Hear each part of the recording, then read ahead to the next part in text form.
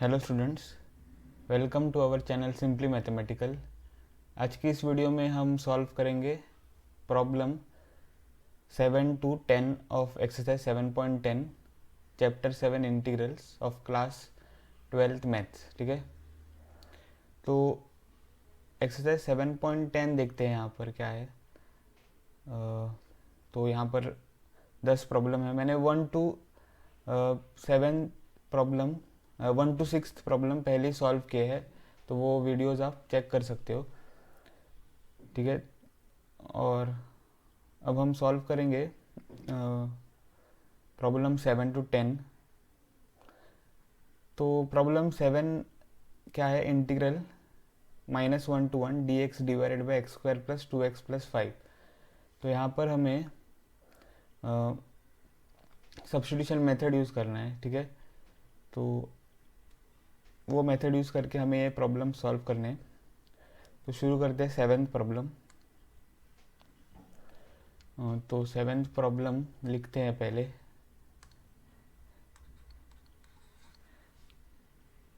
तो प्रॉब्लम है integral from -1 to 1, ठीक है, dx divided by x square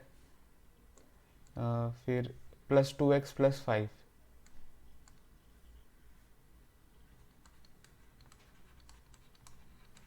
ठीक है, तो ये प्रॉब्लम है। अब इसे हमें सब्स्टिट्यूशन मेथड यूज़ करके सॉल्व करना है। तो उसके लिए हम क्या करेंगे, पहले तो let I be equal to integral from -1 to 1 dx divided by x square +2x+5। ठीक है, तो अब हमें क्या करना है, ये जो डिनोमिनेटर है वो कंसिडर करना है यहाँ पे। तो कंसिडर एक्स स्क्वायर +2x+5। ठीक है, तो यहाँ पे हमें कंप्लीटिंग द स्क्वायर मेथड लगाना है। तो उसके लिए हमें a+b² फार्मूला यहाँ पर लाना है। मतलब कि a² + 2ab+b²। तो यहाँ पर हमें ये लिखना है x² + 2x+1 +4। तो 5 को हमने कैसे लिखा है, 1 + 4। ठीक है, तो यहाँ से अब हमें मिल जाएगा, हाँ पहले हमें ये ठीक से लिखना है x² + 2 times x multiplied by 1, क्योंकि यहाँ पर a देखो x है और यहाँ से b हमें क्या मिला है 1, तो उसका स्क्वायर हमें यहाँ पर लिखना है। तो ये जो 1 है वो यूज़ करेंगे, तो उस 1 को हम लिखेंगे 1²। ठीक है, और +4। अब यहाँ से हमें क्या मिल जाएगा, a² + 2ab+b²। तो वो होगा a + b² +4 can be written as 2²। ठीक है, तो ये हमको मिल जाएगा। अब ये जो इंटीग्रल है वो हम लिखेंगे। तो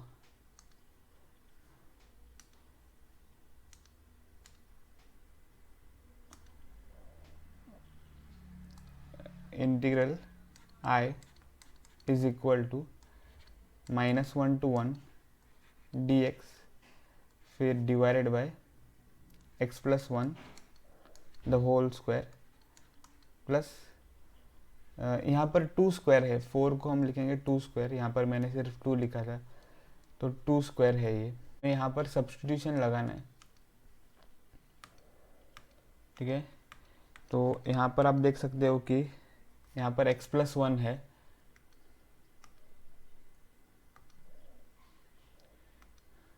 ठीक है, x+1 है, तो इसको हमें सब्स्टिट्यूट करना है। तो put x+1 equal to t। तो यहाँ पर हमें अब सब्स्टिट्यूशन मेथड लगाना है। तो यहाँ से जो एक्सरसाइज का मेथड है वो यूज़ होता है, put x+1 equal to t। अब डिफरेंशिएशन क्या होगा इसका, 1, differentiation of x is 1 plus differentiation of 1 is 0 और फिर dx और फिर इक्वल टू dt। ठीक है, तो यहाँ से हमें मिल जाएगा 1 times dx is equal to dt और उसका मतलब है dx is equal to dt। ठीक है, तो अब हम इंटीग्रल I लिख सकते हैं यहाँ पर उसके पहले। ठीक है, हमें लिमिट्स भी देखना है। तो when x is equal to -1 what will happen here, left hand side is -1 plus 1 which is equal to t। ठीक है, तो यहाँ से हमें मिल जाएगा -1 plus 1 is 0 equal to t। तो उसका मतलब है t इज इक्वल टू 0। ठीक है, तो अपर लिमिट हमें, लोअर लिमिट हमें मिल गया है। अब हम फाइंड करेंगे अपर लिमिट। तो when x is equal to 1 हमें यहाँ पर मिल जाएगा 1 plus 1 which is equal to t. So यहाँ से हमें मिल जाएगा 2 इज इक्वल टू टी और फिर t इज इक्वल टू 2।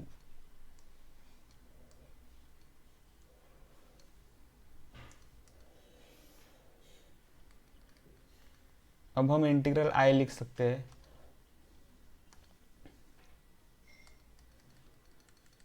तो इंटीग्रल I क्या हो जाएगा, इक्वल टू इंटीग्रल, अब यहाँ पे जो लोअर लिमिट है वो 0 है और upper limit is 2।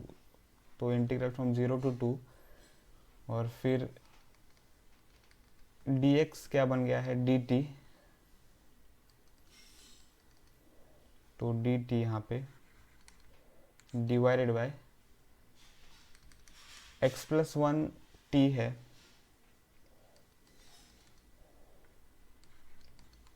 t square आ जाएगा क्योंकि यहाँ पर x प्लस 1 स्क्वायर है प्लस 2 स्क्वायर।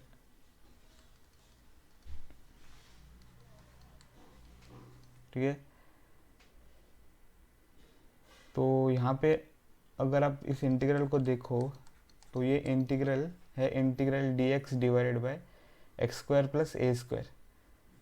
तो उसका फॉर्मूला आपको पता है, integral of dx divided by x square plus a square is equal to 1 by a tan inverse of x by a. तो यहाँ से हमें मिल जाएगा 1/2 फिर tan inverse of t by 2 from 0 to 2, क्योंकि लिमिट्स जो है वो हमें ब्रैकेट्स के साइड में यहाँ पर लिखने हैं। तो अब हम ये जो एक्सप्रेशन है वो इवेल्युएट करेंगे अपर लिमिट पर और minus the same expression evaluated the lower limit. तो I is equal to half times tan inverse of 2/2। ठीक है, फिर minus half times tan inverse of t क्या होगा, 0 डिवाइडेड बाय 2। तो यहाँ से हमें मिल जाएगा I is equal to half times tan inverse of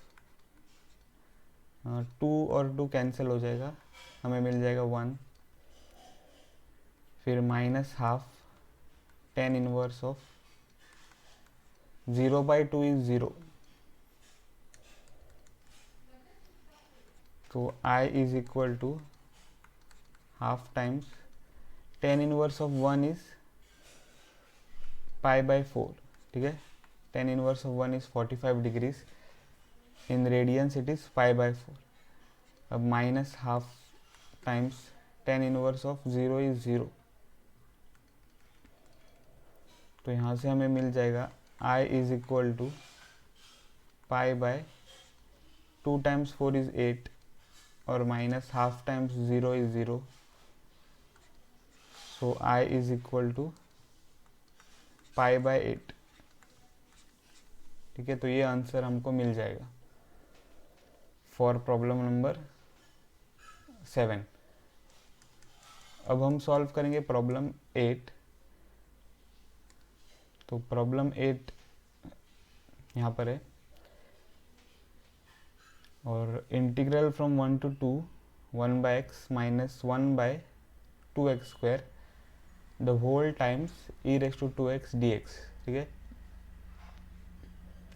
तो यहाँ पर ये सम दिया हुआ है हमें, तो यहाँ पर हमको एक special form of integral use करना है।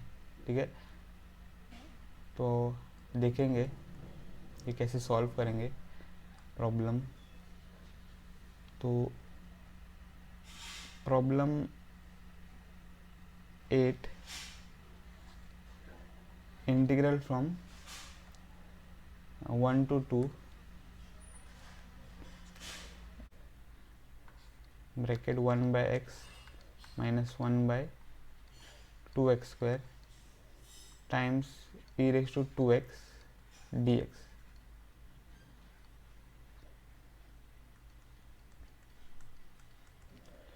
तो सॉल्यूशन, तो हम क्या करेंगे, ये जो e रेस टू 2x है, ठीक है, उसे अगर हम सब्स्टिट्यूट करें यहाँ पर तो देखते हैं क्या मिलेगा।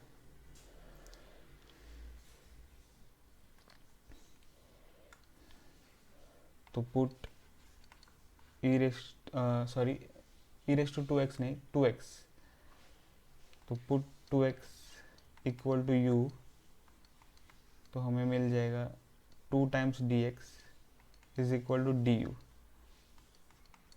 मतलब कि dx is equal to du divided by 2।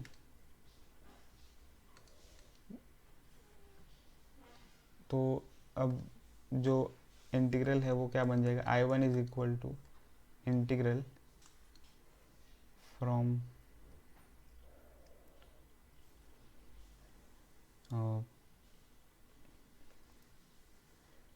1 by x. तो 1 बाय एक्स क्या हो जाएगा यहाँ पर, तो यहाँ से अगर हम देखें तो 2 by u is equal to 1 by x. ठीक है, तो 1 बाय एक्स यहाँ पर है 2 बाई यू,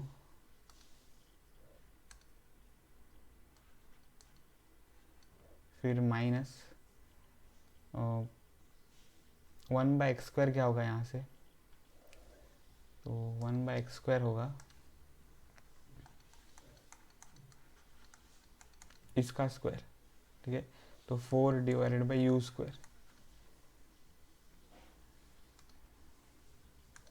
तो यहाँ से हमें मिल जाएगा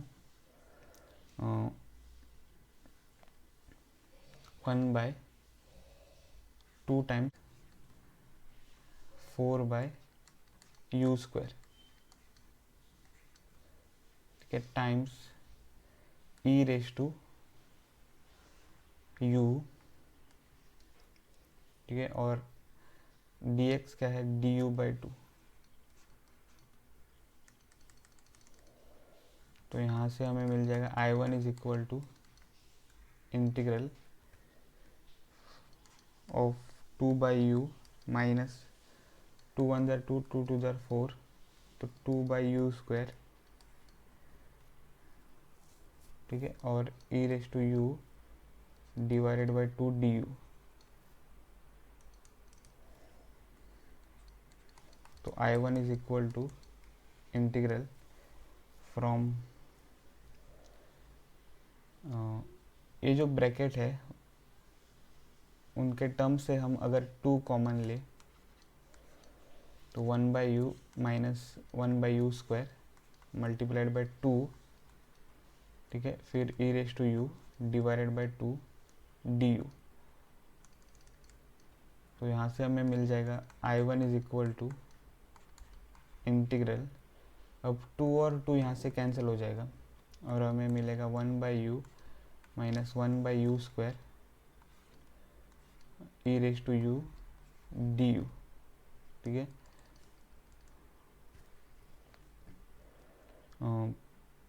तो अब यहाँ पर देखो आप, g of u is equal to 1/u, तो फिर g प्राइम ऑफ u क्या हो जाएगा, तो d/du of 1/u, so which is d/du of u raised to -1। तो फिर यहाँ पर आ जाएगा -u raised to -1, तो -u raised to -2, so -1/u²। तो आप यहाँ पर देख सकते हो ये फंक्शन होगा gu, ठीक है। 1/u है gu और -1/u² है g प्राइम u। तो यहाँ पर हमें कौन सा फॉर्म मिल गया है, gx plus g prime x और multiplied by e raise to x। तो ये आपने सीखा है। तो अब हम मेथड शुरू कर सकते हैं। तो अब I1 को अगर हम देखें यहाँ पर, तो इंटीग्रल, अब इस ब्रैकेट के टर्म्स को हमें इस फंक्शन से मल्टीप्लाई करना है, ठीक है। तो 1/u e raise to u minus 1/u² e raise to u du। तो जो मेथड है वो क्या है, तो जो डेरिवेटिव का टर्म है, ठीक है, उस इंटीग्रल को हमको वैसे का वैसा रखना है और जो फंक्शन है f ऑफ x उसको हमें इंटीग्रेट करना है, ठीक है। तो यहाँ से हमें मिल जाएगा I1 इज इक्वल टू, तो पहले तो इंटीग्रल को सेपरेट करेंगे, तो 1/u e raise to u du minus integral 1/u² e raise to u du। अब जो फर्स्ट इंटीग्रल है उसको इवेलुएट करेंगे, तो I1 इज इक्वल टू, यहाँ पर हमें लायट रूल यूज़ करना है। तो लायट रूल क्या है, अलजेब्राइक फंक्शन एक्सपोनेंशियल फंक्शन के पहले आता है। तो ये जो फंक्शन है वो होगा फर्स्ट फंक्शन और ये जो फंक्शन है वो होगा सेकंड फंक्शन। तो first function times integral of the second function, फिर minus integral of derivative of the first function, तो derivative of 1/u integral of the second function और du। अब ये जो सेकंड इंटीग्रल है वो हम वैसे का वैसा लिखेंगे, तो minus integral of 1/u² e raise to u du। तो यहाँ से अब हमें क्या मिल जाएगा, I1 is equal to 1/u integral of e raise to u du, तो वो होगा e रेज टू u, फिर minus integral of derivative of 1/u, ये -1/u², ठीक है। तो -1/u² और multiplied by integral of e raise to u is e raise to u,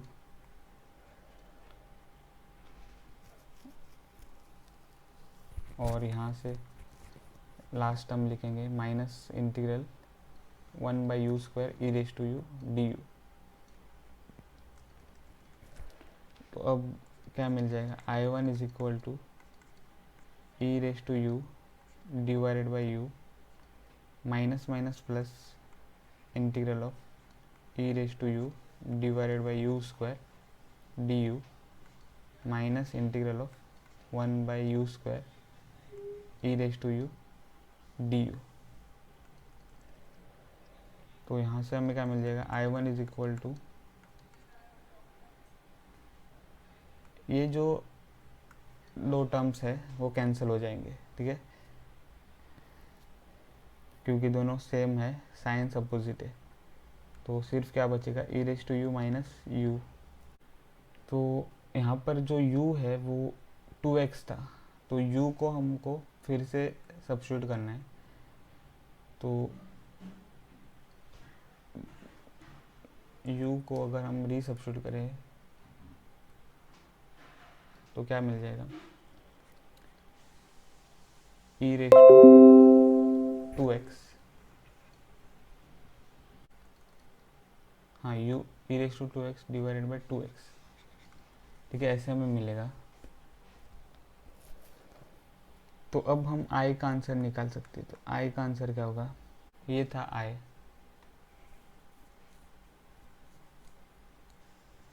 तो ये तो डेफिनेट इंटीग्रल था, और इनडेफिनेट इंटीग्रल करस्पॉन्डिंग इस इंटीग्रल का आंसर हमें मिला है।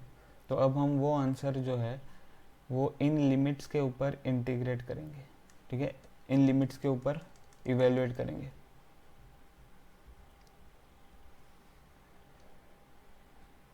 तो e⁻2x divided by 2x evaluated from 1 to 2, तो हमको क्या मिल जाएगा, e⁻2 times 2 divided by 2 times 2 minus e⁻2 times 1 divided by 2 times 1, and which is equal to e⁻4 divided by 4 minus e⁻2 divided by 2।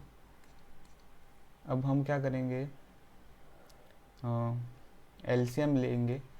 तो एलसीएम है 4, तो e⁻4 minus 2 times e⁻2 divided by 4, ऐसे हमें मिल जाएगा। अब हम यहाँ से e⁻2 डिवाइडेड बाई 4 कॉमन लेंगे, तो ब्रैकेट में बचेगा e⁻2 माइनस 2, ठीक है।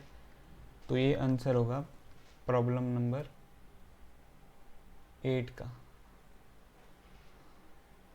तो अब हम सॉल्व करेंगे प्रॉब्लम 9।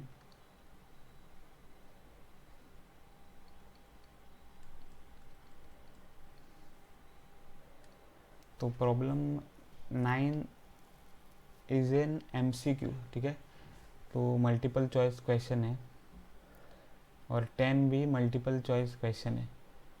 तो choose the correct answer in exercises 9 and 10। 9 question क्या है, the value of the integral 1/3 to 1 of x minus x cube the whole raised to 1/3 divided by x raised to 4 dx is। तो इस integral का answer हमें निकालना है। तो पहले क्वेश्चन लिखेंगे। क्वेश्चन में जो इंटीग्रल है वो हम लेकर प्रॉब्लम स्टार्ट करेंगे। तो integral 1/3 to 1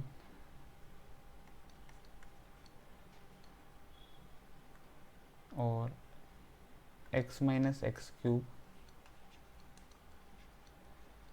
raised to 1/3 the whole divided by x raised to 4 dx, ठीक है। तो सॉल्यूशन, पहले हम क्या करेंगे, let i be equal to integral from 1/3 to 1 x minus x cube 1/3 divided by x raised to 4 dx, ठीक है।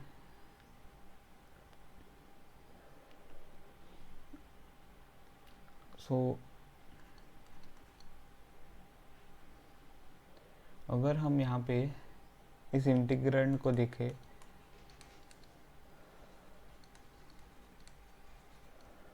तो वो क्या है, x minus x cube 1/3 divided by x raise to 4। तो अब इस न्यूमरेटर से हम एक्स रेज टू 3 कॉमन लेंगे, मल्टीप्लाइड बाय ब्रैकेट में बचेगा x divided by x raise to 3 minus 1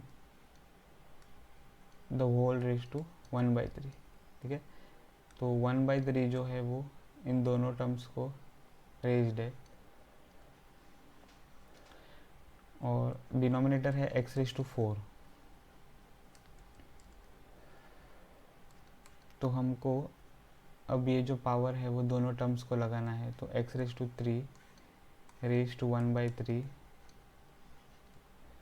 multiplied by, यहाँ पर देखो एक x कैंसिल होता है तो 1/x² माइनस 1 रेज टू 1/3 और divided by x raise to 4।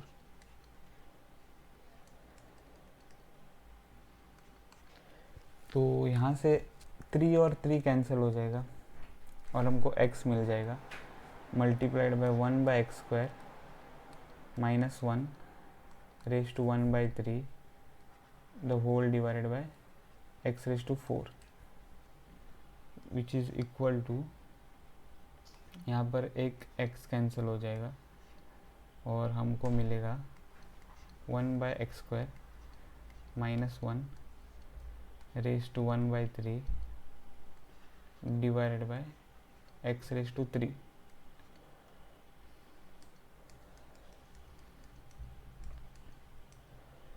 तो ये तो इंटीग्रेंड था। तो अब जो इंटीग्रल है वो क्या बनेगा, I is equal to integral from 1/3 to 1 और इंटीग्रल अब क्या बन गया है, ये 1/x² minus 1 raise to 1/3 divided by x raise to 3 dx। तो अब हम यहाँ पे 1/x² माइनस 1 सब्स्टिट्यूट करेंगे, क्योंकि इसका डेरिवेटिव जो है वो होगा 1/x³ dx। तो put 1/x² minus 1 equal to t। तो डेरिवेटिव क्या है, -2/x³ dx equal to dt। तो यहाँ से हमें मिल जाएगा dx divided by x³ is equal to dt divided by -2। तो इस इंटीग्रेंड को हम कैसे लिखेंगे, इंटीग्रल 1/3 टू 1 और ब्रैकेट में क्या है 1/x² minus 1 raise to 1/3 multiplied by dx divided by x³। तो इस टर्म को हम सब्स्टिट्यूट कर सकते हैं dt/-2।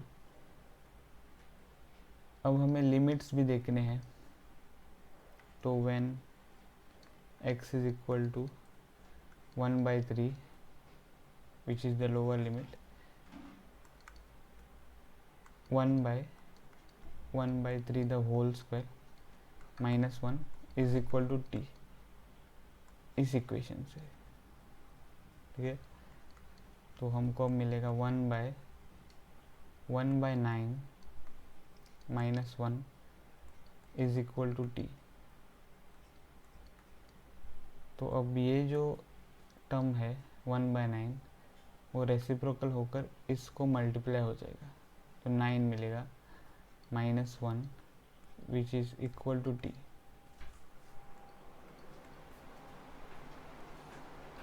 तो 9 - 1 is 8 which is equal to t. So t is equal to 8। ठीक है, तो लोअर लिमिट हमें मिला है। अब हम क्या करेंगे, अपर लिमिट फाइंड करेंगे। तो when x is equal to 1, 1 minus 1 square minus 1 is equal to t। ठीक है, यहाँ से फिर से तो 1 minus 1 is equal to t, so 0 is equal to t and so t is equal to 0। तो अब जो इंटीग्रल है वो क्या बन जाएगा,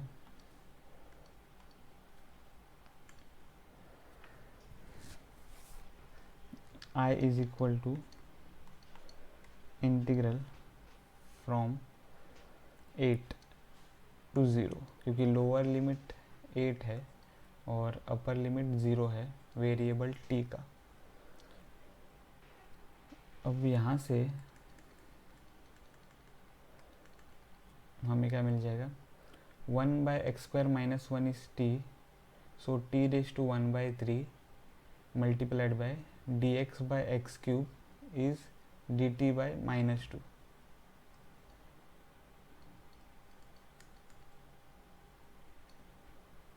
तो t raise to 1 by 3 multiplied by dt by minus 2। So यहाँ से हमें क्या मिलेगा, I is equal to minus 1 by 2 integral from 8 to 0 t raise to 1 by 3 dt। तो I इज इक्वल टू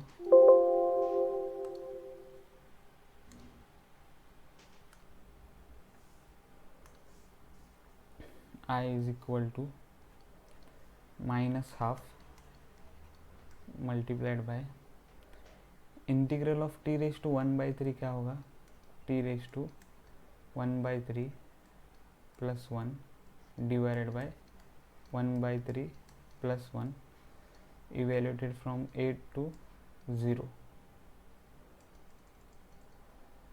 तो यहाँ से हमें मिल जाएगा I is equal to minus half multiplied by t raise to 1 by 3 plus 1 होगा 4 by 3 और divided bye 4 by 3 from 8 to 0। तो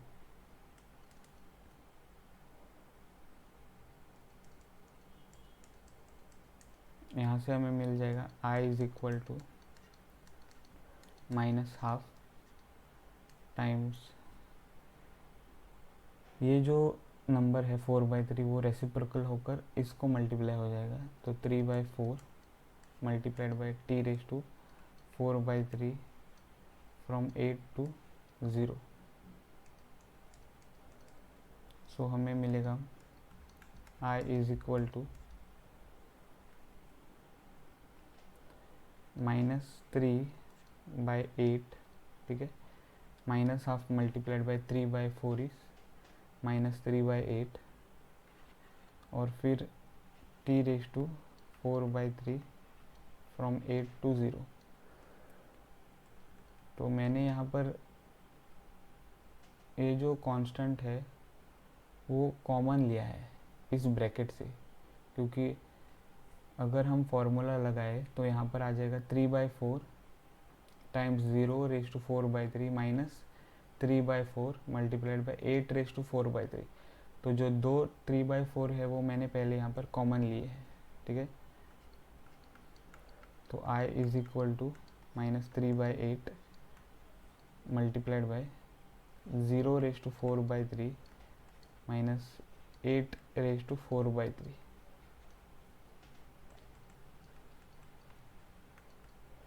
तो यहाँ से हमें मिल जाएगा I इज इक्वल टू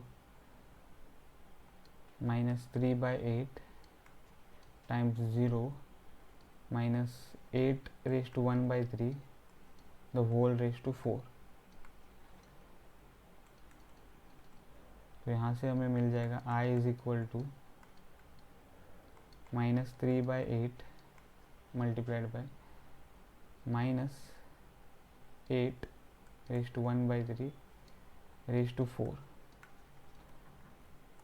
तो I is equal to -3/8 times minus 8 raise to 1/3 क्या होगा 2, क्योंकि 8 raise to 1/3 is equal to 2 raise to 3 raise to 1/3, so which is nothing but 3 और 3 कैंसिल हो जाएगा और 2 बचेगा, ठीक है। तो 2 रेज टू 4 ऐसे आ जाएगा।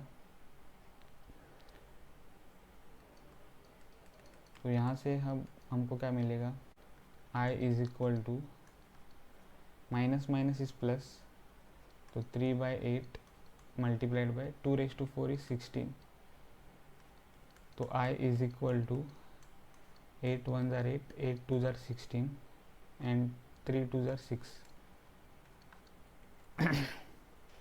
ठीक है। तो 6 यहाँ पर आपको आंसर मिला है। तो अगर हम ऑप्शंस देखें, ठीक है, तो ये ऑप्शन ए करेक्ट है, ठीक है, option A is the correct option,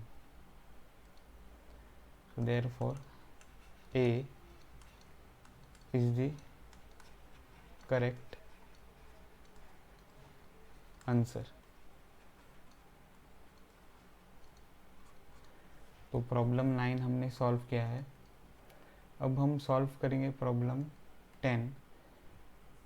तो प्रॉब्लम 10 यहाँ पर क्या है, f x is equal to integral from 0 to x t times sine t dt, then f prime of x is, ठीक है।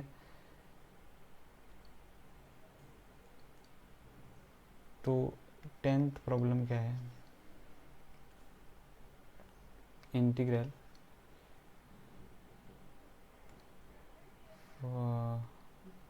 From 0 to x t times sine t dt, और ये जो फंक्शन है उसको उन्होंने नाम दिया है एफ ऑफ एक्स। हमको फाइंड करना है f prime of x. To find f prime of x, अब ये जो क्वेश्चन है वो बेस्ड है, देखो पहले तो आपको जो क्वेश्चन है वो समझना है कि किस थियरम या किस कॉन्सेप्ट या किस फॉर्मूला पे बेस्ड है।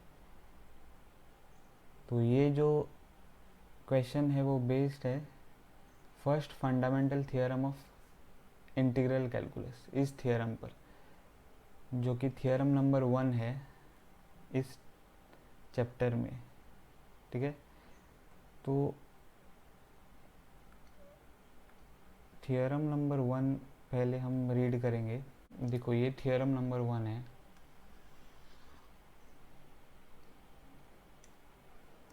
let f be a continuous function on the closed interval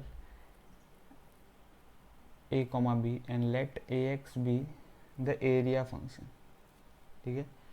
then a prime of x is equal to f of x for all x belonging to the closed interval a comma b, ठीक है।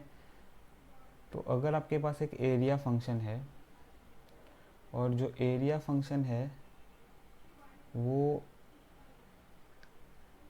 क्या होता है, ये function, ठीक है। यहाँ पर a of x is equal to integral from a to x f of x dx, तो इसका डेरिवेटिव क्या है, डायरेक्टली f ऑफ x, ठीक है।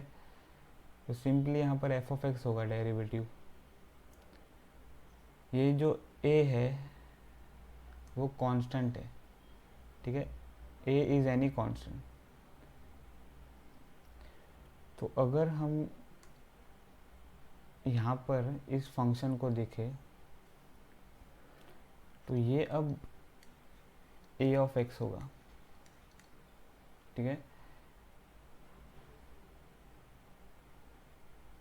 थियरम में तो ए ऑफ एक्स क्या था, a of x is equal to integral from a to x f of x d x. पर आप यहाँ पर कंफ्यूज नहीं होना है, ठीक है। तो ये जो एफ ऑफ एक्स है वो ये एफ ऑफ एक्स नहीं है, ये जो एफ ऑफ एक्स है यहाँ पर वो ए ऑफ एक्स है, और ये जो फंक्शन है टी साइन टी वो अब हमारा फंक्शन जी ऑफ टी होगा, ठीक है। मतलब कि इस थियरम का एफ ऑफ एक्स, तो थियरम से हमें ए प्राइम ऑफ एक्स क्या मिलेगा, डायरेक्टली एफ ऑफ एक्स, ठीक है। तो सेम वे अगर हम ये थियरम अप्लाई करें तो यहाँ से हमें क्या मिल जाएगा, f prime of x is equal to g prime of g of x,